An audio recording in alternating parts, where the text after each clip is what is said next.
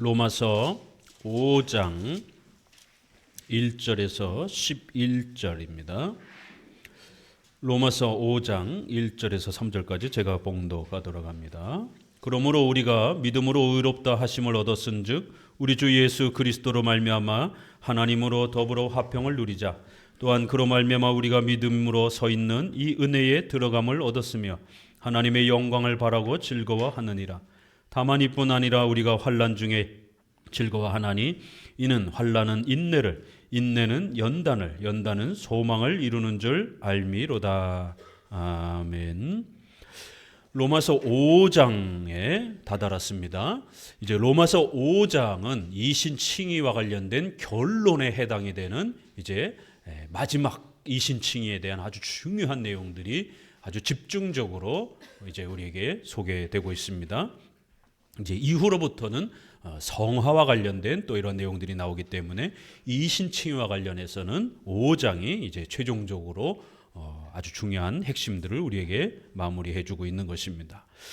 특별히 5장 부분에서는 크게 둘로 이렇게 나눠집니다. 11절까지는 이신칭의를 우리가 얻게 되면 어떤 열매와 어떠한 또 풍요로운 복들을 누리는지 이신칭의의 실제적인 효력과 열매들을 강조하면서 이신칭의가 왜 그렇게 중요한지를 다시 한번 강조해주는 그러한 설명을 합니다. 그리고는 이제 12절부터는 그 이신칭의의 핵심 중에 핵심이라고 할 수 있는 칭의라고 하는 바로 전가교리, 바로 그 전가교리가 후반부에는 다시 한번 소개가 되면서 이신칭의를 아주 견고하게 우리에게 세워주는 것을 볼 수가 있습니다. 자, 이신칭의 다시 한번 우리가 지난 1장에서부터 4장까지 배웠던 내용들을 총 집약해서 특별히 여러분에게 주보의 앞에 소개해드렸습니다. 주보를 보시면서 복습해 보도록 합시다. 이거는 자꾸 반복하고 또 외우고 끊임없이 묵상하셔야 됩니다. 적어도 8가지만 정확하게 구별할 줄 알면 이신칭의의 그 어떤 도전에도 흔들리지 않을 수 있습니다. 이 8가지만 정확하게 구축하고 계시기 바랍니다. 첫 번째는 칭의의 주체. 이 칭의의 주체는 우리 장로교는 삼위 하나님의 절대 주권적인 단독적인 구원이다라고 이렇게 강조를 합니다. 이거를 다른 말로 성부 하나님의 예정, 오직 예수 그리스도의 공로, 성령 하나님의 불강력적인 은혜로 우리가 구원받는다라고 이렇게 말합니다. 그런데 이 신인 협력주의자들은 인간의 공로 반, 하나님의 은혜 반 이렇게 반반을 주장을 합니다. 인간의 선행과 종교적 헌신이 공로가 되는 것처럼 이렇게 선행과 공로주의, 인간의 자유주의를 많이 강조합니다. 두 번째는 칭의의 원인과 공로를 어떻게 설명하느냐에 따라서 또 대립이 됩니다. 우리 장로교는 이 칭의의 원인과 공로는 오직 예수님 때문에 예수님의 희생과 순종, 바로 예수님이 우리의 죄값을 대신 짊어지는 이 대속적 죽음, 그리고 예수님이 우리 대신 율법에 순종하심으로 하나님 앞에 의를 획득하시고 그 의를 우리에게 주시는 것입니다. 그래서 예수님의 희생과 순종이 바로 이 칭의의 공로가 되는 겁니다. 그런데 반대자들은 인간의 믿음 때문에 우리가 믿음을 결단하고 우리가 인간이 신앙과 회개를 열심히 했기 때문에 마치 구원이 주어지는 것처럼 이렇게 말합니다. 칭의의 원인과 공로는 오직 예수님의 희생과 순종에 기초되어 있다는 것을 기억하셔야 됩니다. 3번은 의의 내용, 칭의 했을 때 그 의가 무엇인가? 그것은 바로 죄가 면제되고 우리의 죄가 면제되는 것입니다. 그리고 의가 획득되는 거예요. 바로 율법에서 요구한 하나님의 말씀을 지키면 영생하리라고 하는 이 약속을 예수님이 그 율법에 순종하심으로 의를 획득해 주신 것입니다.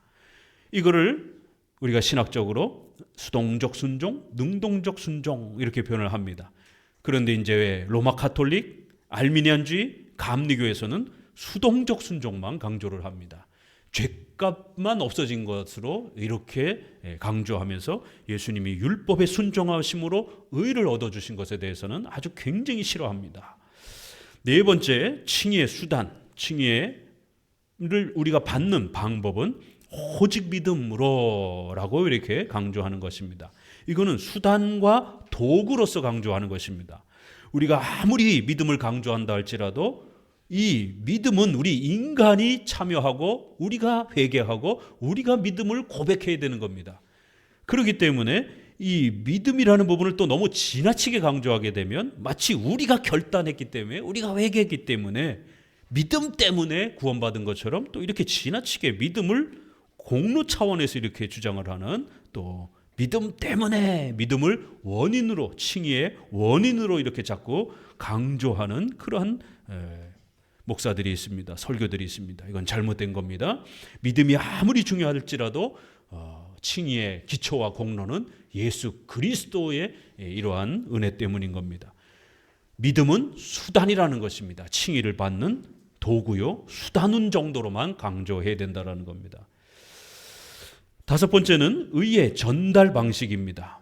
이 의가, 예수님이 이루신 의가 어떻게 우리에게 전달이 되는가? 이것은 전가라는 형태로 그렇게 우리에게 전달이 된다는 겁니다. 우리가 직접 그렇게 만들거나 참여하는 게 아니라 우리가 하지 않은 거를 우리가 한 것처럼 여겨준다라는 거예요. 책임을 전가시키다. 내가 한 일이 아닌데 우리 아버지가 빚을 졌는데 자녀들에게 빚에 대한 책임이 전가되잖아요. 그렇죠? 그래서 빚이 대물림됩니다. 이런 것처럼 전가시키다, 여겨진다, 간주한다. 이거는 내가 한 일이 아닌데 내가 한 것처럼 그렇게 법적으로든 실제적으로 그렇게 책임을 묻게 되는 것이. 그래서 이렇게 전가라는 형태로 주어진다라는 겁니다. 예수님이 죄인이 아닌데 우리 대신 우리의 죄가 예수님께 전가가 되는 거예요. 예수님이 죄인이 아닌데 왜 죄인으로 죽어야 됩니까? 우리가 받아야 될 죄값을 예수님이 죄인인 것처럼 여겨지는 거예요. 전가되는 거예요. 간주되는 거예요. 예수님이 죄인처럼 그렇게 죽으시는 겁니다. 우리의 죄 때문에. 또 반대로 예수님이 순종하여 이루신 의가 우리가 순종한 게 아닌데 우리가 순종하는 것처럼 전가, 그렇게 여겨주는 거예요. 그렇게 간주해 주는 겁니다. 이렇게 의가 전달되는 방식은 우리가 만들고 우리가 참여하는 방식이 아니라 외부에서 이렇게 주어지는 겁니다. 우리가 행하지 않았지만 우리가 한 것처럼 그렇게 전가의 형태로 주시는 겁니다. 그래서 은혜라고 말하는 겁니다. 선물이라고 말하는 것입니다. 그런데 자꾸만 이거를 주입이라든가 또 체험이라든가 감정이라든가 이런 형태로 마치 인간이 뭔가를 만드는 것처럼 이렇게 주장하는 그러한 주장들은 잘못된 것입니다. 그렇게 되면 공로주의가 됩니다. 여섯 번째, 칭의의 결과. 칭의는 아담이 인류의 대표자로서 하나님과 최초의 언약을 맺었습니다. 행위 언약이라고 하는 율법의 이 언약을 맺은 것입니다. 아담이 잘 지키면 모든 후손이 다 복을 받고 아담이 범죄하면 모든 후손이 벌을 받는 인류의 시조여 대표로 언약을 맺은 것입니다. 그렇게 맺은 언약을 아담이 깬 겁니다. 만약 그 아담이 언약을 잘 지켰다라면 모든 후손이 복을 받았을 것입니다. 그렇지만 언약을 깼고 정령 죽으리라라고 하는 벌이 주어진 것입니다. 그래서 하나님은 약속의 주인으로서 또 심판자로서 약속을 깬 아담의 그 죄를 물을 수밖에 없는 것입니다. 왜요? 그렇게 약속을 했기 때문에. 지키면 살고 어기면 벌을 받을 것이다라고. 그런데 그 벌이 두 가지 형태로 주어지는 거예요. 원죄와 자범죄, 이런 형태로 주어지는 겁니다. 그리고 그 원죄 안에는 바로 책임을 묻는 죄책이라고 하는 정죄와 진노가 먼저 쏟아지는 거고, 그 결과로 더러워지고 부패하는 부패가 발생이 되는 겁니다. 그리하여 이러한 원죄의 결과로 실제적인 행동인 자범죄가 발생이 되는 것이. 자, 이렇게 형벌은 너는 죄인이다 라고 심판자가 넌 약속을 깼기 때문에 넌 범죄자다라고 하는 사법적, 법정적 죄인의 선언이 먼저 앞서는 겁니다. 죄에 대한 책임을 져라. 죄책 하나님이 진노를 선언하시는 것입니다. 그래서 우리는 죄의 책임을 갖는 죄인이 되는 겁니다. 그러자 실제적으로 부패하고 더러워지는 상태가 되는 겁니다. 그래서 원죄의 실제적 그 내용은 바로 사법적으로 죄인으로 그렇게 선언받는 겁니다. 그렇기 때문에 칭의란 우리가 죄사함 받는 것이다라고 하는 것은 착해서 거짓말을 안 해서 구제를 많이 해서 좋은 일을 많이 해서 우리의 삶이 아주 멋있게 변화돼서가 아닙니다. 죄사함 받는다는 것은 너는 죄인이다 라고 사법적으로 법정적으로 그렇게 하나님이 우리를 죄인으로 판단했던 것을 거두어 드리는 겁니다. 그래서 신분의 변화, 우리의 죄인의 신분이 다시 하나님이 그거를 제거하심으로 없애주심으로 우리가 의인으로 여겨지는 거예요. 신분이 변화되는 겁니다. 우리가 착해지는 게 아니라 신분이 변화되는 겁니다. 죄인이라라고 그렇게 신분이 바뀐 겁니다. 이제 그 죄인이었던 신분이 이제 다시 의인으로 바뀌는 것이에요. 죄인이 되니까 실제적 부패가 하나님의 진노와 정죄를 선언받으니까 부패와 더러운 우리 인간의 악이 형성되는 것이에요. 그런 것처럼 이제 의로운 신분으로 바뀌니까 착해지는 성화의 삶이 따라붙는 것입니다. 이렇게 신분의 변화가 칭이라는 것을 꼭 명심하셔야 됩니다. 그래서 예수님 믿고 세례 받았어도요, 여전히 신자라 할지라도 거짓말 많이 하고 못된 성품들이 여전히 남아있기도 하고 또 옛날에 그 과격한 성품들이 여전히 남아있는 겁니다. 그렇기 때문에 우리의 그러한 고쳐지지 않는 성품 때문에 스스로도 내가 예수님 믿는 자인가 아닌가 너무 그렇게 좌절하셔서는 안 되는 것이에요. 또 남을 평가할 때도 외적으로 좀 부족하다고 해서 함부로 이 사람 과연 신자인가 아닌가 이렇게 판단해서는 안 되는 것입니다. 신분의 변화가 칭의의 결과라는 사실을 꼭 명심하셔야 됩니다. 근데 반대자들은 착해져야지, 적어도 예수님 믿는 사람이라면 뭔가 좀 생활에 인격에 변화가 있어야지 이거 신자라고 할 수 있지 않느냐, 어떻게 말로만 신앙 고백했다고 해서 그게 신자가 될 수 있느냐, 여기에 대해서 불편함을 느끼는 거예요. 좀 착해져야 되지 않느냐. 그래서 착해야 구원받는다, 실제적인 인격의 변화, 생활의 변화가 있어야 된다라고 자꾸만 이 칭의를 그렇게 행위가 변화되는 것으로 주장하는 자들이 있습니다. 아닙니다. 행위의 인격의 변화, 생활의 변화는 성화에서 다룰 문제예요. 절대로 칭의에서 다루는 문제가 아닙니다. 칭의의 결과는 신분의 변화라는 것. 죄 없음, 하나님 앞에 양자, 자녀가 됐음이라고 하나님이 인정해 주시는 거예요. 그게 우리에게 뭐가 나타나는 게 아닙니다. 갑자기 막 착해지는 게 아니에요. 우리가 뭔가 몸에 변화가 나타나는 게 아닙니다. 하나님이 법적으로 우리를 죄인이라고 선언했던 것을 이제 철회하시는 것입니다. 신분의 변화. 7번 칭의의 성격은 6번과 연결해서 그렇기 때문에 칭의는 법정적, 선언적. 하나님이 한번 죄인이라고 하면 영원히 죄인이 되는 거예요. 이제 하나님이 그 죄값을 받으셨기 때문에 너희는 의인이다라고 하나님이 선언해 주시면 이제 영원히 의인이 되는 겁니다. 다시 중간에 변하거나 그렇게 불완전해지는 게 아닙니다. 그러면 하나님이 부족해지는 겁니다. 하나님이 의인이라고 했다가 이랬다 저랬다 하는 이런 신이 돼버립니다. 하나님이 의인이라고 해도 부족한, 이렇게 되면 하나님이 선언하는 게 하나님이 행하시는 구원이 부족한 이러한 하나님이 무능력한 신이 돼버립니다. 큰일 납니다. 이렇게 말하면. 그래서 칭의는 단회적, 확정적, 불변적, 완성적, 또 목사님이나 여러분이나 칭의는 동등하게 받는 겁니다. 목사님이라고 해서 빨리 칭의받고 더 많이 칭의받고가 아닙니다. 칭의는 똑같은 수준으로 단 이례적으로 불변적으로 받는 것입니다.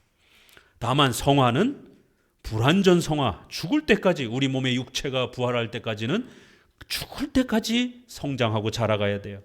그래서 실제적, 연속적, 점진적, 변화적, 또 차등적, 목사님하고 우리 새로운 성도들하고는 또 경륜의 차이가 있는 것이죠. 신앙에. 그렇기 때문에 분명히 차등이 있는 것입니다. 이렇게 성화는 실제적 변화의 점진적 불완전한 또 그러한 성장 속에서 죽을 때까지 자라가는 것입니다. 이거를 섞거나 혼동하게 되면 칭의가 무너집니다. 정신 바짝 차리고 이 칭의와 성화를 구별할 줄 알아야 됩니다. 그래서 8번은 칭의와 성화의 관계는 칭의가 성화의 원인이 되는 겁니다. 성화는 칭의의 열매로 이렇게 생각하셔야 됩니다. 그래서 칭의와 성화는 구별된다라는 겁니다. 그렇지만 칭의와 성화는 동전의 양면처럼 항상 함께 주어지는 또 은혜라는 것을 꼭 명심하셔야 됩니다. 이 8개가 오늘 로마서 5장의 11절까지 어떻게 흩어져 있고 어떻게 녹아져 들어있는지를 잘 찾아가시면서 한번 읽어보시기 바랍니다. 자, 이 8가지 내용을 우리의 공교의 표준인 웨스민스터 신앙 고백을 통해서 다시 한번 문장으로 정리를 해봅시다. 마음에 아주 뼛속까지 새기셔야 됩니다. 주보를 보시면서 웨스민스터 신앙고백서 11장 칭의에 관하여 1항을 읽습니다. 시작. 하나님께서는 효력 있게 부른 사람들을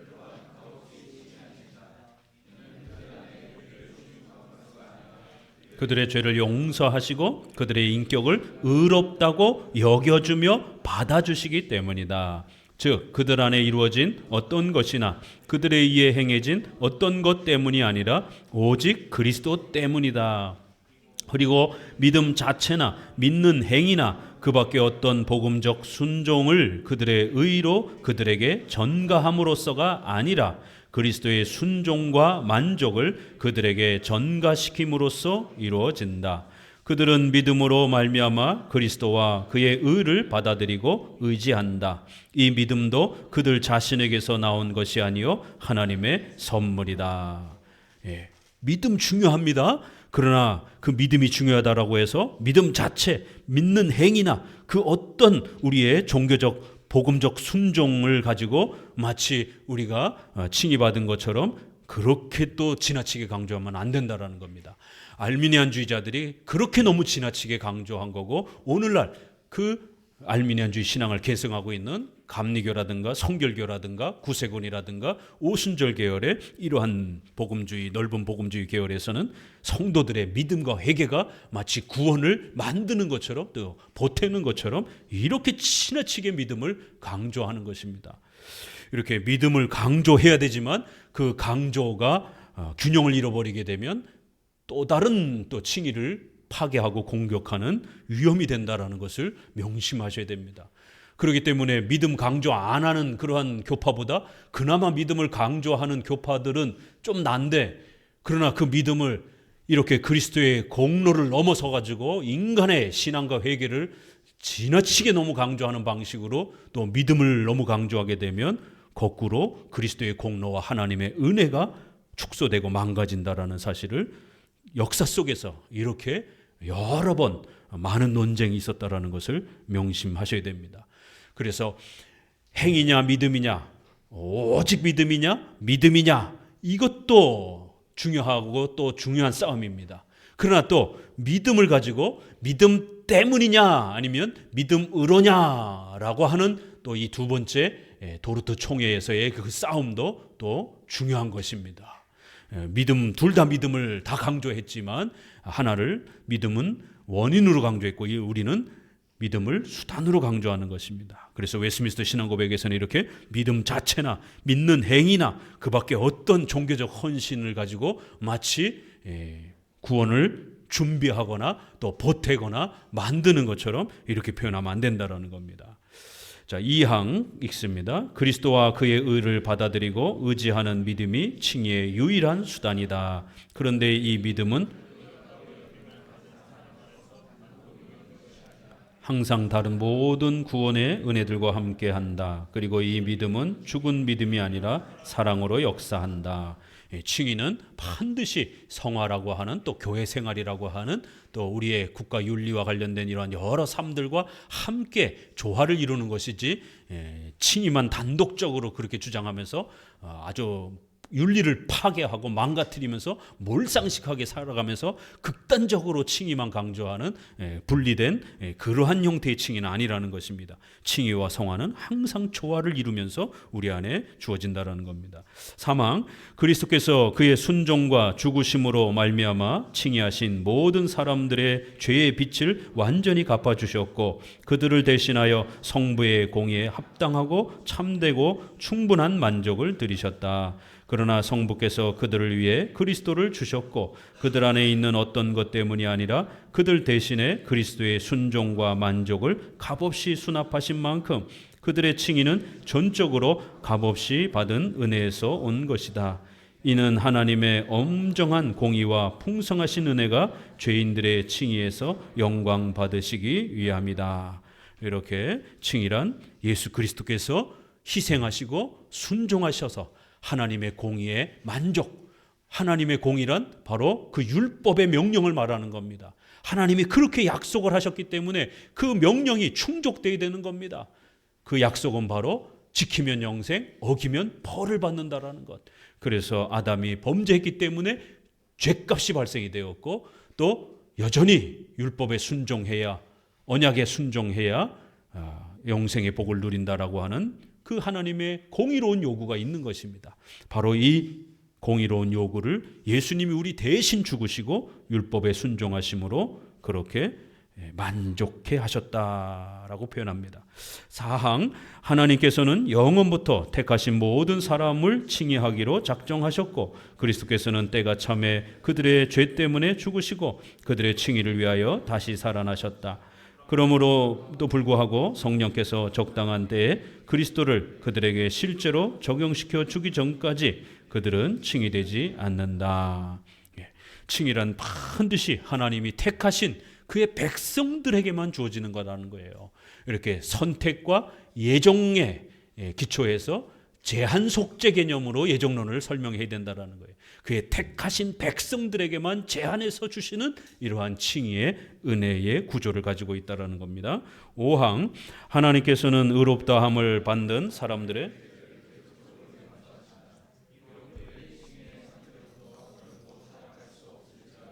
그러나 자신들의 죄로 말미암아 하나님의 부성적인 노여움 아래 있을 수 있다.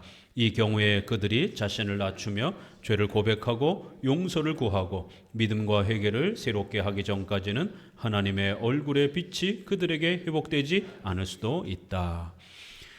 구원의 이 역사는 죄가 두 가지로 발생이 됐기 때문에 구원의 역사도 두 가지 방식으로 이루어져야 되는 겁니다.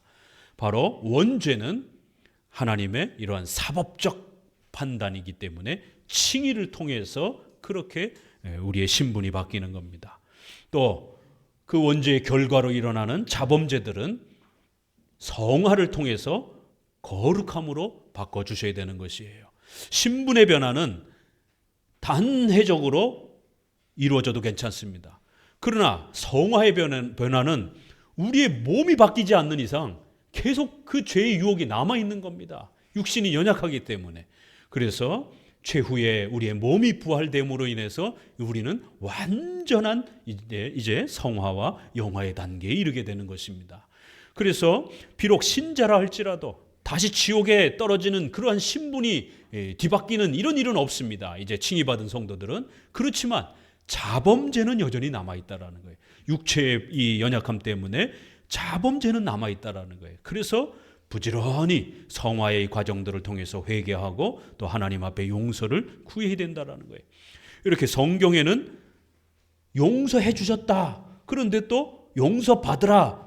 이런 부분들이 이렇게 아주 막 섞여서 나오는 겁니다. 그러니까 이걸 잘못 읽으면 아니 분명히 칭의 받았는데 우리가 또다시 지옥에 있는 것인가? 이런 오해가 생기는 것이에요. 그럴 때 한쪽에서 용서됐다라고 결코 너희가 지옥에 떨어지지 않고 버림받지 않는다라고 했을 때는 바로 칭의와 관련해서 약속하는 표현입니다. 그러나 하나님 앞에 죄가 없는 자가 없다. 이렇게 요한일서에서도 만약 우리가 범죄하지 않았다라고 하게 되면 하나님을 속이는 것이다. 이렇게 우리 날마다 범죄한다라고 했을 때는 자범죄를 말하는 것이. 그래서 요한일서만 해도 우리는 결코 죄를 범하지 않는다. 이런 표현도 있는데 또 우리는 날마다 범죄한다. 이런 표현도 있는 거예요. 이렇기 때문에 하나는 칭의와 관련해서 말하는 거고 하나는 성화와 관련된 자범죄를 말하는 겁니다. 그래서 이렇게 칭의와 성화를 잘 구별하면서 또 구별하되 칭의와 성화는 또 분리되지 않는 이러한 구조를 잘 이해하셔야 됩니다. 마지막 6항 모든 면에서 구약시대의 신자들의 칭의는 신약시대의 칭의와 하나이며 동일하다. 그래서 구약을 읽을 때 더더욱 우리가 주의하시면서 구약에는 많은 외적인 의식법들과 여러 형식들이 있기 때문에 그런 부분들을 분명히 중단되었습니다. 그렇지만 칭의의 8가지의 우리가 읽었던 그런 핵심 본질들은 동일하다는 것을 꼭 기억하면서 또 구약의 이러한 부분들을 또 살피시라라고 신앙 고백은 정리하고 있습니다. 자, 그러면 이제 이런 내용들을 마음에 잘 새기셔서 5장을 들여다보세요. 그러면 아주 잘 읽힙니다. 때로는 좀 어려운 표현도 여러분이 충분히 해석하면서 읽어낼 수가 있습니다. 우리 1절, 2절 같이 한번 읽어봅니다. 그러므로 우리가 믿음으로 의롭다 하심을 얻었은즉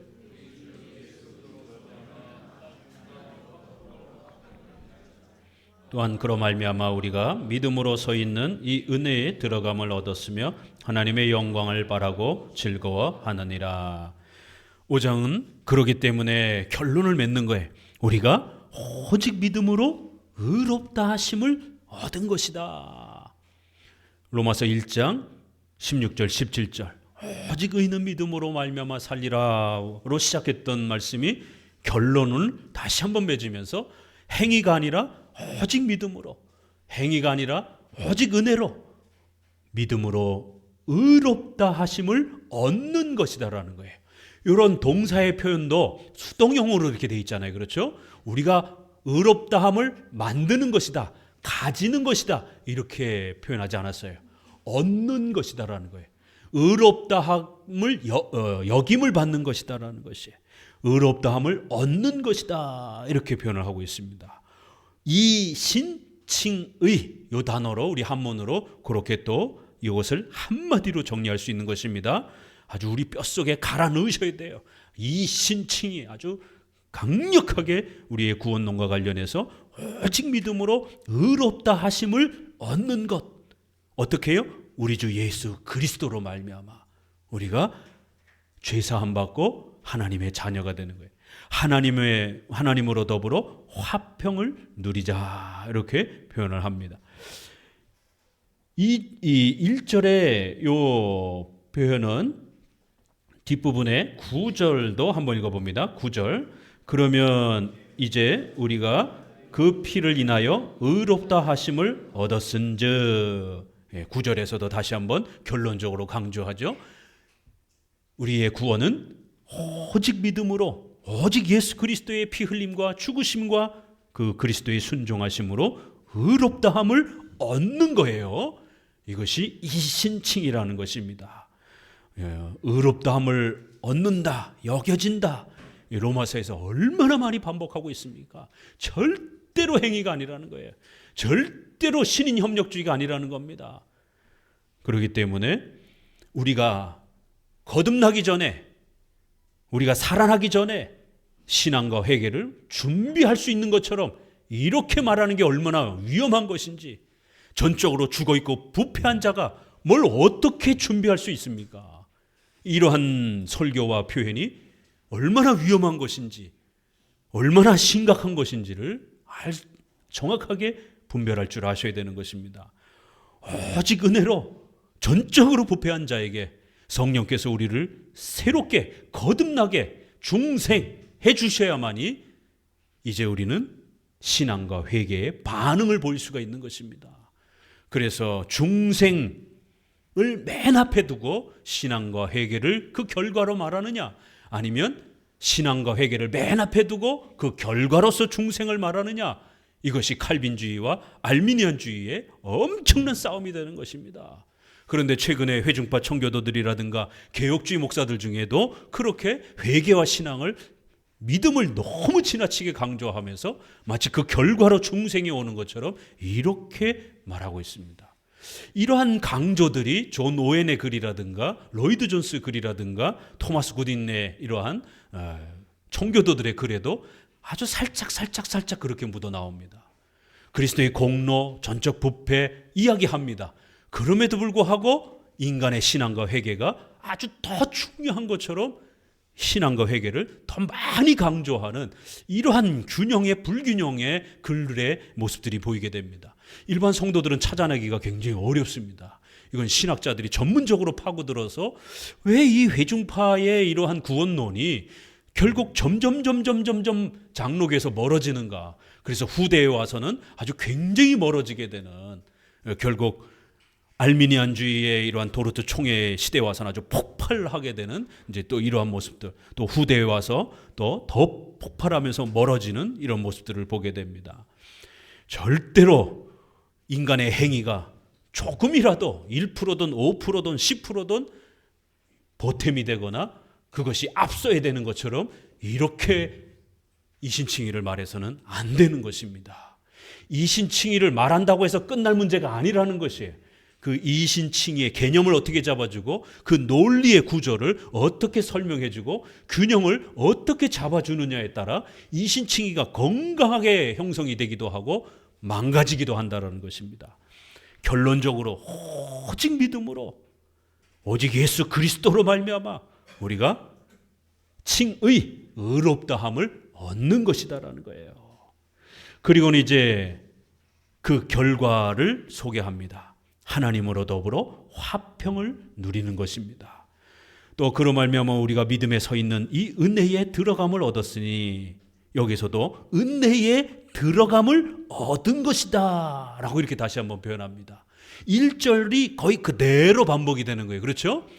우리가 믿음으로 서 있는 이 소중한 믿음의 자리, 이것은 우리가 보탰기 때문이 아니라는 거예요.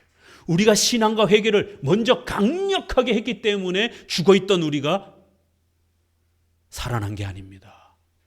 젖은 장작을 갖다가 우리가 신앙과 회개로 열심히 준비했더니만 약간 말라서 더 빨리 우리가 중생할 수 있도록 그렇게 보태는 게 아니라는 것입니다. 이런 비유도 적절하지 않은 것입니다. 과거의 알미니안주의자들이 이쪽 죄악에서 이쪽 천국으로 와야 되는데 예수님이라는 다리가 중간 정도만 마련됐다라는 거예요. 그러니까 너희가 헤엄쳐서 열심히 신앙과 회개로 또 착한 행위로 선행으로 열심히 헤엄쳐서 요 중간쯤만 오라는 거예요. 그러면 예수님이 다리를 중간까지는 놔주셨다라는 거예요. 이런 비유를 들었습니다. 회중파 청교도들이 회심 준비론을 주장을 하면서 그렇게 젖은 나무 장작을 피우는 것 같다. 젖은 장작을 갖다가 말리는 정도는 우리가 열심히 회심을 준비해서 말리면 더 빨리 타지 않겠느냐. 그런 사고 자체가, 그 발상 자체가 너무 황당한 거예요. 전적으로 부패하고 전적으로 죽은 자가 어떻게 우리의 구원을 위해서 뭔가를 보탤 수 있다라고, 예비적으로 준비할 수 있다라고 이렇게 사고하는 것 자체가 결국 전적 부패를 무시하는, 전적인 무능력을 제대로 이해를 못한 거예요. 말리는 것조차도 할 수가 없는 겁니다. 그래서 우리는 무조건적인 선택, 전적 부패, 이런 단어들이 앞다퉈 나오는 겁니다. 우리가 믿음으로 서 있는 이 엄청난 구원은 은혜로 주어지는 거라는 거예요. 은혜를 얘기해놓고 자꾸 인간이 뭔가를 준비할 수 있는 것처럼, 젖은 장작을 말릴 수 있는 것처럼, 어느 정도까지는 헤엄쳐 갈 수 있는 것처럼, 예수님이, 성령님이 우리를 더 빨리 도와주도록 뭔가 우리가 이렇게 예비해 놓는 것처럼 이렇게 말하게 되면 신인 협력주의가 되는 겁니다. 로마 가톨릭도 알미니안주의자도 절대로 인간의 행위로 구원받는다고 말하지 않았습니다. 예수님의 은혜가 있어야 된다라고 말했습니다. 그러나 오직 예수님의 은혜로, 오직 믿음이라고 말하지 않은 게 문제가 된 거예요. 일정 부분 인간의 착한 행동이라든가 종교적 헌신이 보태져야 된다라고 말한 겁니다. 그 시대나 500년 전이나 지금이나 똑같은 오직 싸움을 하고 있는 거예요. 오직 은혜냐, 오직 믿음이냐, 오직 그리스도의 공로냐. 이거 제대로 이해하는 게 이렇게 어려운 거예요. 목회자 신학자들조차도 헷갈려가지고 자꾸만 인간의 공로를 보태려고 혼동을 하는 겁니다. 우리가 믿음으로 서 있는 이 영광스러움은 은혜라는 거예요. 선물이라는 거예요. 우리가 들어감을 얻은 거라는 거예요. 이 단어 하나하나 어떻게 선택하고 있나 보세요. 들어감을 얻은 것이지 우리가 들어간 게 아니라는 거예요. 들어감을 얻은 것이다. 그래서 1절에서 우리가 하나님과 더불어 화평을 누리자. 이 번역도 그 열매 차원에서 이렇게 말하면 이것도 충분히 맞는 말이에요. 그러나 좀 더 좋은 번역은 우리가 화평을 얻게 되었다라고 이렇게 수동으로 번역해 주는 게 훨씬 좋습니다. 왜냐하면 1절, 2절을 보게 되니까 의롭다 하심을 얻었은즉 수동이잖아요. 믿음으로 서 있는 이 자리는 은혜로 들어감을 얻은 것입니다 라고 수동으로 표현하잖아요. 그러니까 우리가 하나님과 더불어 화평을 누리자 이렇게 하면 약간 좀 어색해지는 거예요. 그래서 이 구절을 많은 신약학자들이 붙잡고 고민을 했습니다. 열심히 하나님과 더불어 화평을 누리려고 노력해야 되는 것인가? 아니면 우리가 믿음으로 의롭게 되어 하나님과 화평을 누리게 된 그 열매를 강조하는 것인가?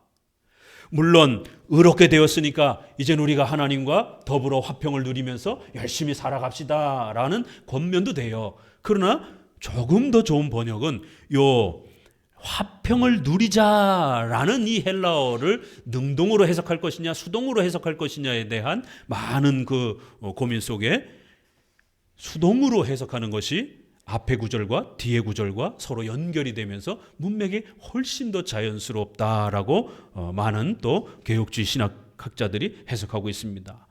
놀라운 것은요, 우리 개정판하고 한글판에는 우리가 누리자라고 이렇게 돼 있어요. 그런데 새 번역에는요, 그래서 우리가 번역본들을 좀 이렇게 여러 개 놓고 비교해 보셔야 됩니다.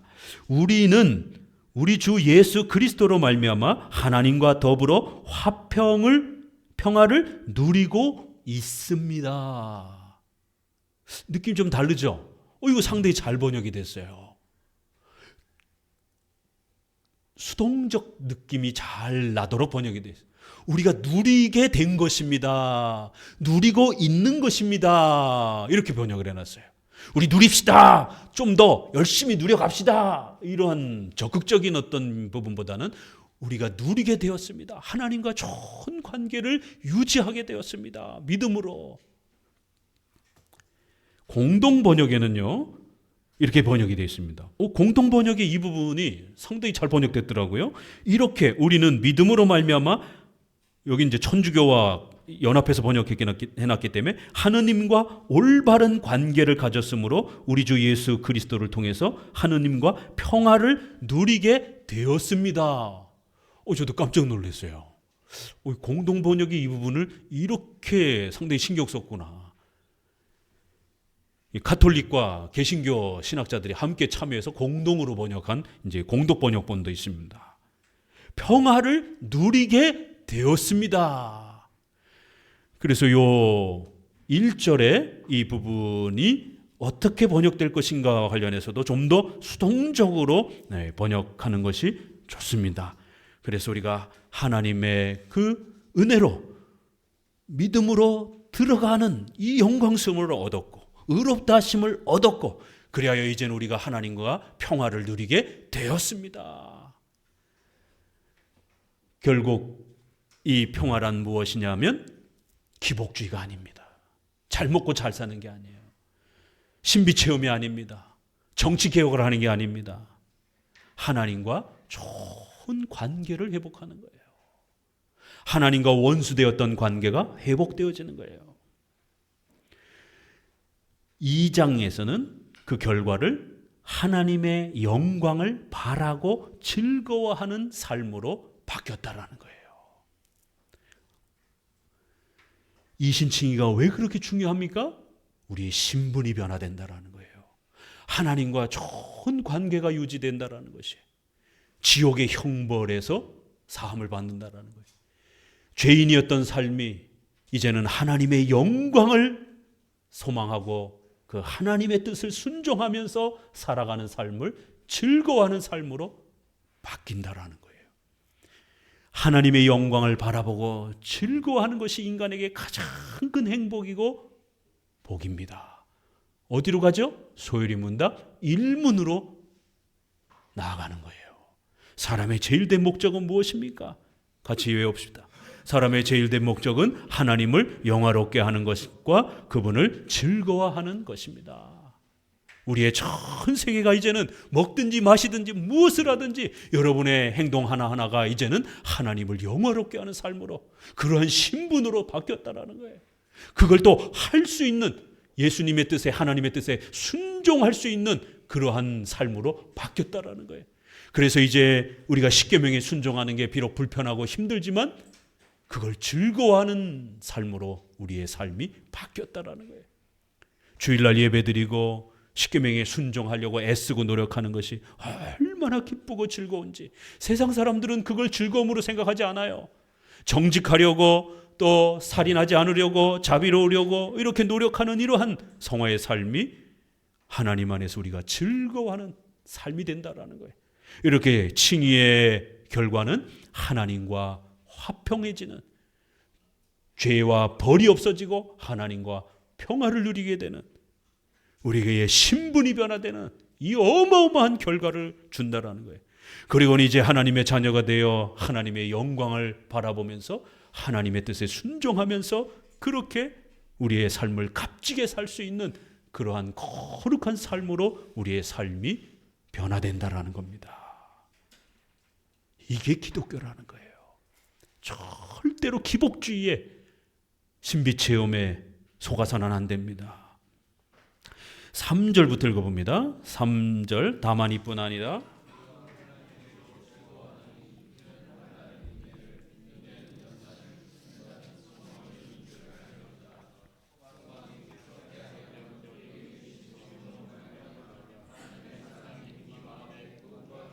예, 3절에 보니까 우리가 즐거워한다라는 말이 또 나와요. 이거는 2절을 설명하는 거예요. 하나님의 영광을 바라보고 즐거워하는 게 도대체 뭔가? 하나님을 믿으면 부자가 돼서 즐거운 건가? 아니면 신비체험을 해서 즐거운 건가? 아니면 자기가 원하는 정치개혁을 이루어서 즐거운 건가? 그런 거에 빠지면 안 된다는 거예요. 하나님을 믿고 예수님을 믿고 우리가 신자가 되고 이신칭의를 받으면 어떤 즐거움이 우리에게 발생이 되느냐? 우리가 즐거워하는 것은 환난과 인내와 연단과 소망의 이러한 삶을 살아가는 것이다라는 거예요. 우리가 기대했던 거하고 정반대입니다. 잘 먹고 잘 사는 것을 즐거워하는 게 아니라 예수님을 믿게 되면 어떤 결과가 주어진다고요? 이신칭의를 받으면 어떤 결과가 주어진다고요? 이제 여러분의 삶 앞에 어마어마한 고통과 고난이 찾아온다라는 거예요. 환난이 찾아온다라는 거예요. 왜요? 사탄과 악한 영들이, 불신자들이 신자들을 가만두지 않는다라는 거예요. 영적 싸움이 벌어진다라는 겁니다. 성도들을 괴롭히기 위해서, 성도들을 시험에 빠지기 위해서, 성도들을 망하게 하기 위해서 국가와 악한 법을 이용해서라도 교회를 전멸시키려고 어마어마한 영적 싸움과 공격 앞에 놓여지게 된다는 거예요. 이게 기독교라는 겁니다. 환난을 겪게 된다는 거예요. 이걸 즐거워하라는 것이. 그래서 예수님을 믿는 거요, 쉬운 게 아닙니다. 예수님을 믿으면 잘 먹고 잘 산다, 이러니까 쉽죠. 그러니까 누구나 교회 가려고 그러죠. 부자가 되고 싶으니까.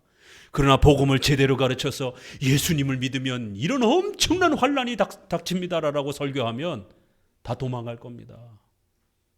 성령 하나님의 불강력적인 은혜로 우리의 악한 본성이 변화되어지고 기적적으로 우리의 심령이 새롭게 되어짐으로 변화되는 사람만이 이 메시지를 아멘으로 들을 수 있는 거예요.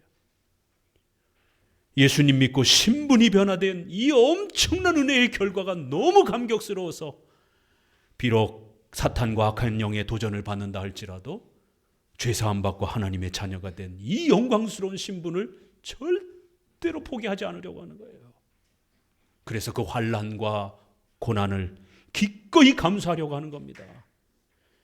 그렇기 때문에 예수님을 믿는다는 것, 이러한 환난과 고난의 삶을 자발적으로 걸어가려고 하는 것, 이건 기적이에요. 교회에 앉아서 예배 드리는 거 기적입니다. 예수님 믿는 거 기적입니다. 환난을 많이 겪게 되면 어떤 일이 벌어져요? 인내하게 된다라는 거예요. 환난이 닥칠 때 조금만 견디면 하나님이 부자로 만들어 주신다, 이렇게 또 기복주의로 설교하면 안 되는 겁니다. 이런 환난들도 다 우리를 부자로 만들어 주기 위해서 주는 환난이다, 그러면 그것도 기복주의인 겁니다. 아니요, 우리 개혁주의의 성도의 삶은 환난에 환난이 더 다가옵니다. 어쩔 겁니까? 그러면 다 도망가실 겁니까? 이신칭의를 소유하게 되면 환난이 닥친다라는 거예요. 그렇기 때문에 성도들은 참고 견디고 인내하는 법을 배우게 된다라는 거예요. 우리가 원하는 만큼 빨리 일이 해결되지 않아요. 우리가 바라는 만큼 빨리 신속하게 도움을 받지 못할 때도 많다라는 겁니다. 하나님이 그 도움을 늦추시기도 한다라는 거예요. 성도들이 더 많은 환난을 겪게 만드신다라는 거예요. 왜요? 우리의 남겨진 육체의 이 죄악의 부패성을 끊어내기 위해서, 우리의 이 악한 부패의 유혹들을 끊어내기 위해서. 또 우리 지난주 기독교 강의에서 읽었죠.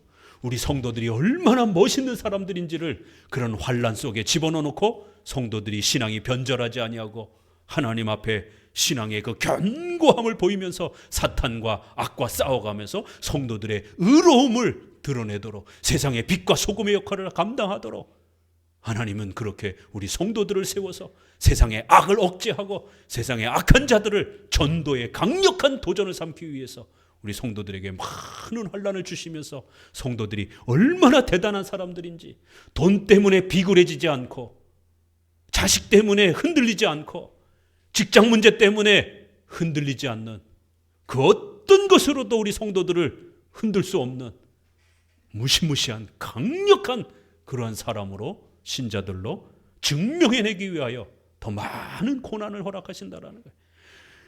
하나님이 살아계시고 전지전능하시고 하나님이 허락하셔야만이 그 어떤 일이라도 일어난다라는 것, 그리고 그 어떤 일이 일어난다라면 그건 가장 좋은 일을 하나님이 우리에게 주신다라는 이 하나님의 절대주권과 섭리를, 모든 것이 합력하여 선을 이루게 하신다라는, 머리털 하나까지 상하지 않도록 우리를 지켜 보호하신다라는 이 강력한 섭리와 주권을 믿기 때문에 성도들은 우리가 원하는 때에 원하는 만큼 하나님이 안 도와주셔도 신실하신 우리 하나님을 알기 때문에 버티는 거예요. 버티는 겁니다. 고난이 주어질 때 당장 해결되어지지 않으면 어떡할 겁니까? 악한 방법으로 해결할 겁니까? 비성경적인 방법으로 해결할 겁니까? 아니에요. 그냥 버티셔야 되는 거예요. 신실하신 하나님을 의지하면서 버티는 거예요. 인내하는 법들을 배웁니다. 우리 성도들이 그 환난과 고난 속에서 잘 버티고 인내하도록 하나님은 많은 고난들을 우리에게 주신다는 겁니다. 많이 두들겨 맞으면서 맷집이 커져야 되는 거예요. 권투하는 사람처럼. 우리 성도들이 고난을 여러 번 겪다 보면 맷집이 형성이 됩니다. 웬만한 고난은요, 넘어지지도 않아요. 그렇게 아주 강력한 신자들로 잘 참는 법들을, 악을 악으로 갚지 않는, 절대로 복수하지 않는, 함부로 복수하지 않는 이러한 인내함들을 배우는 거예요. 그러면 연단이 만들어진다라는 거예요. 이 연단이라는 단어는 두들겨 때린다라는 단어예요. 이 쇠를 계속 두들겨 때려서 좋은 튼튼한 쇠로 만들어진다, 이런 뜻이에요. 환란이 계속해서 망치로 두들겨 때리면서 결국 쇠가 잘 다져지면서 인내, 그래서 마침내 아주 강력한 쇠로 연단, 불릴 단, 두드릴 단, 단단해지는 단, 이런 단이에요. 연단, 불릴 연, 이렇게 해서. 이게 이제 헬라어로 들어가게 되면 이 연단이라는 말이 도대체 무슨 말일까? 영어로 들어가면 캐릭터라는 말이에요. 우리 젊은 아이들이 캐릭터 많이 좋아하잖아요. 그렇지만 이 캐릭터라는 말은 성격, 인격, 성품, 습관, 이런 단어입니다. 그래서 이거를 이렇게 문화적으로, 철학적으로 쓰게 되면 그 개인의 인격을 말하는 단어예요. 캐릭터. 그 사람의 성격, 습관, 인격, 그 사람을 말하는 거예요. 환난과 인내를 잘 받으면 훌륭하고 멋있는 인격으로 성장이 된다는 거예요. 웬만해서는 화도 잘 안 내고, 웬만해서는 시기 질투도 잘 안 하고, 사랑과 구제를 할 줄 알면서 참 그 사회에 멋있는 빛과 소금의 역할을 감당할 수 있는 그런 멋있는 인격자로, 사람으로, 댐댐이가 훌륭한 사람으로 그렇게 성장해 간다는 거예요. 그런데 이것이 헬라어로 들어가 보게 되면 그런 캐릭터라는 영어 단어 갖고도 다 설명이 안 되고요. 부족하고요. 조금 더 들어가면 이게 경험이라는 단어로도 번역이 됩니다. 경험. 하나님 앞에서 환난과 인내를 많이 받습니다. 그러면 그러한 많은 고난을 통해서 하나님이 우리를 어떻게 도와주시는지를 경험하게 되는 거예요. 많은 그 경험들을 쌓게 되면 섭리를 아주 잘 이해하게 되고, 하나님이 우리를 어떻게 보호해 주시는지, 절대로 우리를 혼자 내버려 두시지 않는다라고 하는, 비록 우리가 고난과 죽을 것 같은 고통과 어려움 중에 인생에 많이 처해 보기도 했지만, 그런 모든 것들을 통해서 하나님이 우리를 어떻게 도와주셨는지 수많은 섭리적 경험들을 갖게 된다는 거예요.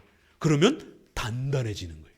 그래서 이 단어가 경험이라는 단어로 번역이 되기도 합니다. 연단, 하나님의 섭리의 많은 경험들을 통해서 우리 성도들이 아주 단단해집니다. 훌륭한 신자로, 인격으로 성장해 가는 거예요.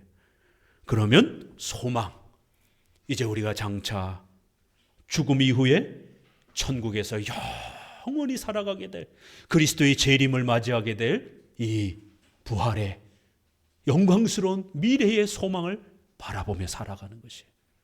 비록 이 땅에서는 가난하고 병들고 힘들고 눈물 흘리며 살았다 할지라도, 세상 사람들만큼 누리지 못했다 할지라도, 그건 잠깐이요, 이제 영원히 부활하여 영생하며 천국에서 사는 우리의 감격스러운 종말론적 소망을 의지하면서 이 땅에서 인내하면서 흔들리지 않으면서 신자로서 굳굳이 살아갈 수 있다는 거예요. 이게 이신칭의의 열매라는 겁니다. 이신칭의, 칭의를 받으면 이런 엄청난 성화의, 또 견인의 이러한 놀라운 삶을 우리 성도들이 살아가게 된다는 거예요. 그래서 성도들이 절대로 부끄럽지 않는 삶을 살 수 있다는 거예요. 비겁하게 우리가 살지 않는다는 거예요. 왜요? 우리의 소망이 부끄럽지 않기 때문이라는 겁니다. 우리에게 주신 성령으로 말미암아 하나님의 사랑이 우리 마음에 가득 채워지기 때문이에요. 그런데 회중파 청교도들이라든가 오순절파라든가 은사주의자들은 이 구절을 갖다가 1차적으로는 그렇게 신앙 이신칭의가 주어지고, 2차적으로 성령이 부어진다, 성령의 기름 부어주신다, 이렇게 이 구절을 해석합니다. 로이드 존스조차도 1차는 세례이지만 2차로 인침과 보증은 성령 세례를 통해서 성령으로 말미암아 우리에게 강력하게 이런 부어주는 부흥 체험을 해야 된다, 이렇게 말합니다. 그래서 방언이라든가 그런 부흥 체험이라든가 은사 체험의 단계에 이르지 못한 자들은 마치 수준이 떨어지는 그러한 신자 취급을 합니다. 칭의와 세례받은 것을 아주 우습게 여깁니다. 아니요. 칭의받고 세례받은 신자들은 하나님의 백성입니다. 세례는 우리가 신자라고 하는 칭의받은 것에 대한 외적인 표시이기도 하고 보증이기도 한 것입니다. 우리에게 주신 성령이라는 거예요. 그래서 이 주신이라는 단어도 조금 아쉬워요. 영어 번역에서는 과거형으로 잘 번역했어요. 주셨다라고 쌍시옷을 붙였어요. 주셨던 이렇게 번역을 해야 됩니다. 쌍시옷을 집어넣어서. 우리 헬라어에 가끔 말했죠. 단 한 번 주어지는 이 부정과거라고 하는 이러한 헬라어의 독특한 동사를 썼습니다. 단 한 번 완벽하게 성령께서 우리에게 주어졌다라는 거예요. 그래서 우리가 중생되었고 그리하여 칭의의 이러한 혜택을 얻게 된 거라는 거예요. 성령은 이미 주셨던 것이다라는 거예요. 하나님의 백성에게 주셨던 것이다라는 겁니다. 성령이 주어짐으로 우리가 중생되고 칭의받고 신자가 된 겁니다. 계속 기름 부어 주신다라는 현재 개념이 아니에요. 이 과거에 이미 완벽하게 주셨던 성령, 그리고 그 성령이 계속해서 우리의 마음에 하나님의 사랑을 확신시켜 준다라는 거예요. 은사 체험이 아니라 하나님의 사랑. 우리가 신자라고 하는 것, 우리가 하나님의 자녀라고 하는 것, 이신칭의 받은 자라는 것을 계속해서 우리 마음에다가 부어주는 거예요. 까무러치고 막 떼굴떼굴 구르는 우리 몸에다가 부어주는 게 아니라 우리 마음에, 그것도 하나님의 사랑을 그렇게 확신시켜 줍니다. 그러니까 절대로 환난과 연단을 받는다 할지라도, 지금 하나님이 안 도와주신다 할지라도 낙심하거나 좌절하거나 부끄러워하지 마시라는 것이에요. 저와 여러분은 성도라는 겁니다. 세례받은 하나님의 자녀요, 백성이라는 것이에요. 자, 6절부터 읽어봅니다. 우리가 아직 연약할 때 기약대로 그리스도께서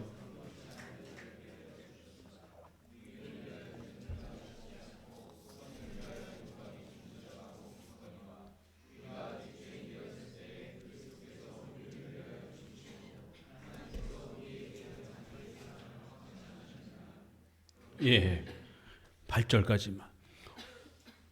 6절에서부터 8절에는 또 다른 주제가 나옵니다.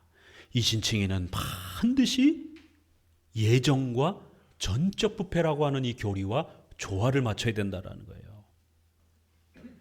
우리가 아직 연약할 때, 경건치 않았을 때 예수님이 우리를 위해 죽었다라는 거예요. 전적 부패잖아요. 어디 또 나오죠? 8절에 우리가 아직 죄인 되었을 때, 10절에는요 더 나갑니다. 우리가 원수 되었을 때, 연약할 때, 죄인 되었을 때, 원수 되었을 때, 뒤로 갈수록 점점 더 세지면서 하나님과 우리는 아주 적대적 원수 관계였다라는 거예요. 단순히 죄인의 수준도 아니라는 겁니다. 하나님을 미워하고 하나님을 공격하고 하나님을 싫어하고 교회를 짓밟은 그런 아주 죄인 중에 죄인이라는 거예요. 전적으로 완전히 무능력하고 죽어있던 자라는 거예요. 신앙과 회개를 위해서 뭔가 준비하거나 보탤 수 있는 존재가 아니라는 겁니다. 우리는 완전히 하나님 앞에 부패하여 하나님과 원수의 원수 관계에 있었다라는 겁니다. 뭘 어떻게 예비적으로 보태고 준비를 합니까? 악을 더 행하면서 하나님을 더 공격하면 공격했지. 이렇게 전적 부패를, 칭의를 이야기할 때는 아주 분명히 지켜야 됩니다. 이렇게 전적으로 부패한 자를 위해서 예수님이 우리를 위하여 죽으신 것이다라는 거예요.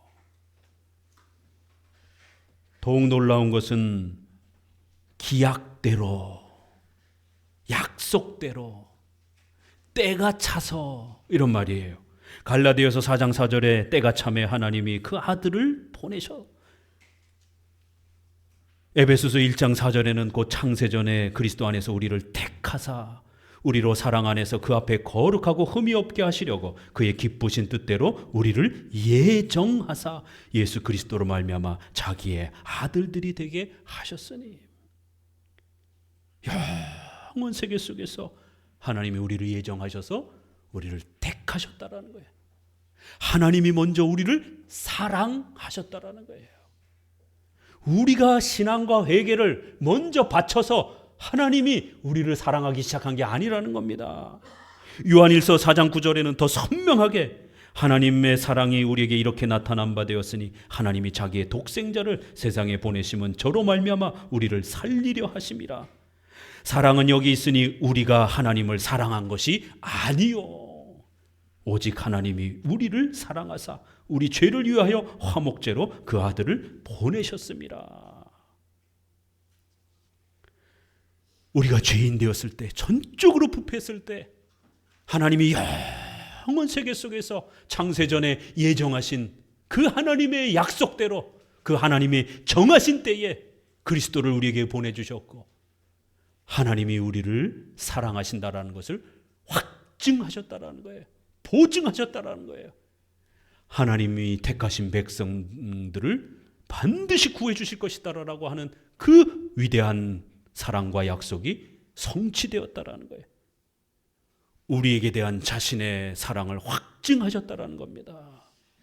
도대체 저와 여러분이 뭘 얼마나 대단한 사람들이길래 하나님이 이렇게 영원 세계 속에서 위대한 이 작정과 선택으로 자신의 아들을 그 정죄의 죽음인 십자가에 내어주고 원수된 우리를 하나님의 자녀로 입양하셨다라는 거예요. 여러분, 이 구절 한 구절 한 구절이 우리 가슴을 찢습니다. 평생 읽어도 감격스러운 말씀입니다. 도대체 저와 여러분이 무엇이길래 우리는 영원히 죽을 수밖에 없는 하나님과 원수된 하나님을 공격하는 그런 못된 악한 자들인데 하나님이 우리를 선택하시고 그 아들을 죄값에 기꺼이 내어주시고 그리스도를 죽음에 내어주셨다는 거예요. 그 더러운 자들을, 그 악한 자들을, 하나님을 공격하는 그 못된 자들을 위해서 하나님이 먼저 자신의 사랑을 입증하고 보여주심으로써 그렇게 우리가 구원받게 됐다는 거예요. 여기 어디에다가 뭘 우리가 보태고 뭘 우리가 조금 유지하고 만들 수 있는 것처럼 감히 그렇게 생각할 수 있겠습니까? 하나님이 여러분에게 물질을 조금 안 도와줬다라고 해서 삐질 겁니까? 하나님이 여러분의 자식을 안 도와주셨다라고 해서 팩토라질 겁니까? 여러분의 사업이 좀 어려워졌다라고 실망하실 겁니까? 하나님은 가장 소중한 그 아들을 정죄의 죽음에 내어주셨어요. 도대체 하나님이 무엇이 아까워 우리의 삶을 외면하시겠습니까? 그보다 더 중요한 것을 내어주셨는데 절대로 흔들리면 안 됩니다. 하나님께 서운하다라고 흔들리시면 안 됩니다. 지금 죽을 것 같은 그런 고난 앞에 가고 계시는 분들 절대로 하나님을 향하여 서운하다라고 원망하셔서는 안 돼요. 사탄이, 악한 영들이 우리 마음속에 그런 서운한 마음을 자꾸 집어넣어 줄 때마다 이러한 말씀을 다시 읽으면서 싸워가셔야 돼요. 하나님은 그의 아들 예수 그리스도를 아낌없이 우리에게 주셨다는 것. 그 아들 예수 그리스도는 그의 하나님의 택하신 백성들을 위하여 기꺼이 그 정죄의 죽음 앞에 엘리 엘리 라마 사막다니 어찌하여 하나님 나의 하나님 나를 버리시나이까라는 그 지옥의 고통을 겪으시면서 자발적으로 그 죽음에 나아가신 것입니다. 도대체 저와 여러분들이 무엇이길래 하나님이 이렇게까지 희생하셔야 됩니까? 하나님이 이렇게까지 낮아지셔야 됩니까? 하나님이 왜 이렇게 지옥의 고통을 겪으셔야 됩니까? 이것은 하나님이 우리를 사랑하시는 그 무한한 사랑을 우리에게 드러내 주신 것이다. 확증해 주신 것이다라는 거예요. 예정과 전적 부패를 항상 기초해서 이신칭의를 소개해 줘야 됩니다. 그렇지 않으면 자칫 잘못하면 이신칭의가 내 손으로 회개하고 믿은 것처럼 지나치게 믿음이 강조하면서 공로주의적인 형태로 이신칭의가 망가질 수도 있는 것입니다. 자, 9절을 읽습니다. 그러면 이제 우리가 그 피를 인하여 의롭다 하심을 얻었은즉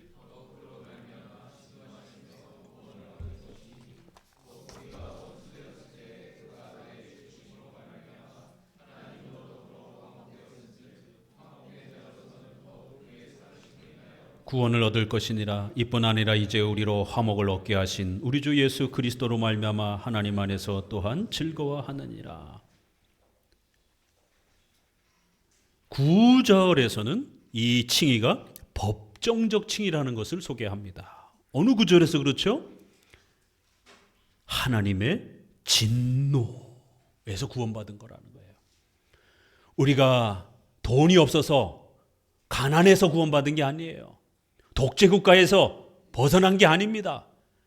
우리의 구원은 하나님의 진노에서, 그 하나님의 정죄, 하나님의 저주, 하나님의 진노.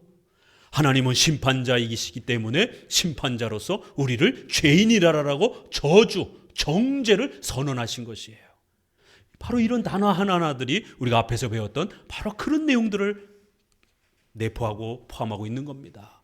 바로 저주와 정죄라는 단어는, 이 단어 자체가 헬라어 자체도 법률적 용어입니다. 법원에서 쓰는 그런 법률적 용어예요. 정죄, 죄인으로 판사가 판단하다, 저주하다, 이런 표현입니다. 그렇기 때문에 우리는 법적으로 하나님 앞에 죄인으로 선언된 겁니다. 이제 그 죄가 사함받아서 법적으로 우리의 신분이 바뀐 거예요. 그래서 칭의는 반드시 법정적 칭의라고 말을 해야 되는 거예요. 그럼 왜 이런 성경에도 없는, 문자로 없는 법정적 칭의라는 단어를 쓰는가? 로마 가톨릭과 알미니안주의자들이 착해야, 우리가 선행으로, 우리 인간의 그러한 열심으로 인격이, 생활이 변화되어야 칭의가 되는 것처럼 이렇게 생활적 칭의, 인격적 칭의, 요즘엔 관계적 칭의, 뭐 이렇게 여러 형태로 인간의 공로가 보태져야 된다라고 하는 인간의 인격과 생활이 실제적으로 변화되어야 칭의가 주어지는 것처럼 주장을 했기 때문에, 그럴 때마다 착해서 우리가 칭의받은 게 아니라 법정적으로 우리의 신분이 변화된 것이다라고 이렇게 법정적 칭의라는 신학 용어를 구축해 준 겁니다.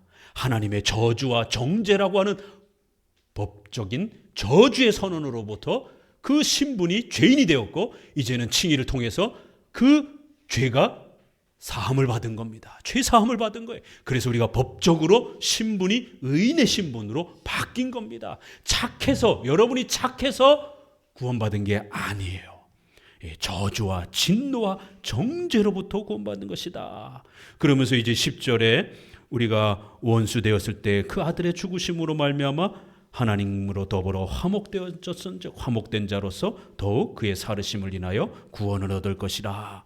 결국 그 칭의의 내용, 의인은 무엇이라고요? 우리의 죄가 예수님께 전가되고 예수님이 이루신 의가 우리에게 전가되는 거예요. 전가교리가 소개가 됩니다. 6절, 7절, 8절에서도 이 전가교리와 관련해서 경건치 않은 자를 위하여 이렇게 돼 있어요. 의인을 위하여 이렇게 돼 있어요. 선인을 위하여 이렇게 돼 있어요. 8절에 그리스도께서 우리를 위하여, 이런 단어들이 이제 눈에 들어오셔야 돼요. 이런 한 단어 선택이 우연히 생각 없이 기록된 게 아니라 아주 중요한 교리들을 의도적으로 가르치기 위해서 선택된 단어들입니다. 위하여, 위하여, 바로 우리를 대신하여, 우리 대신, 대리적으로, 대속적으로, 대신적으로 죽으셨다라고 이렇게 전가의 이러한 대속적 교리를 소개했고, 10절에서도 바로 예수님께서 우리 대신 죽으신 것이에요. 죄값을 치른 겁니다. 그래서 화목을 얻게 된 거예요. 또 예수님이 살으심을 통하여 예수님이 율법에 순종하여 완벽하게 하나님의 공의를 만족했다라는 것을 하나님이 그의 생명을 다시 살리심으로 하나님이 보증해 주신 것입니다. 그래서 그리스도의 죽으심과 부활은 그리스도의 순종과 또 그리스도의 희생을 나타내는 아주 중요한 단어들입니다. 예수님이 우리 대신 죄값을 치르고 우리 대신 순종하심으로 하나님 앞에 그 만족함을 드려서 부활하셨다라고 하는, 죽으심과 부활은 그리스도의 희생과 순종을 나타내는 전가교리, 우리 대신 죽으시고 우리가 장차 하나님의 자녀가 되어 영원히 살 것을 또 우리에게 주시기 위하여 예수님이 먼저 그렇게 부활하시는, 그래서 죽으심과 부활, 이건 바로 전가교리에서 그 의가 무엇인지, 바로 우리 죄가 죽는다라는 것, 우리의 생명이 다시 산다라는 것을 가르치는, 그리하여 하나님과 화목하게 된다라고 하는 것을 가르치는 아주 중요한 또 표현이기도 합니다. 그리고 더욱 그의 살으심을 인하여 구원을 얻을 것이다. 그리고는 이제 이러한 엄청난 은혜를 우리가 받았기 때문에 최종적으로 다시 한번 1, 2절을 언급하면서 주 예수 그리스도로 말미암아 하나님 안에서 이러한 삶을 즐거워하면서 살아갑시다 라고 결론을 맺고 있습니다. 오늘 이 신칭이 아주 중요한 그 8가지의 핵심들이 이렇게 짧은 구절 안에 단어 하나하나에 또 문장 하나하나에 얼마나 감격스럽게 녹아들어 있는지 모릅니다. 오직 은혜로, 오직 믿음으로, 오직 예수 그리스도의 공로로 우리가 의롭게 여겨지는 이 이신칭이를 여러분 죽을 때까지 지켜가시고 여러분 자자손손 대대로 지켜가시기를 주의 말씀으로 권면을 드립니다. 기도합니다.